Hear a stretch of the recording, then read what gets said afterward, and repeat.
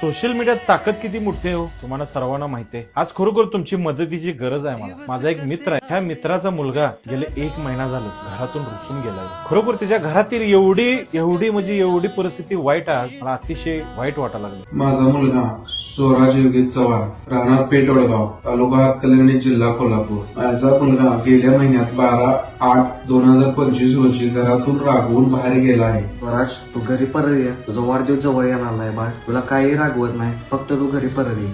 थोरा दादा कुठं असेल तिथं परत ये. मी तुझी वाट बघालो. स्वराज, गाडी गावल्या, फोन पण गावलाय बाळा. तू काय काळजी करू नकोस, तू काय टेन्शन घेऊ नकोस. तुझी वाट बघायला सगळे घरात. तुला किती शोधा लागल्या स्वराज. एक वेळा फोन तरी लावशील का नाही बाळा.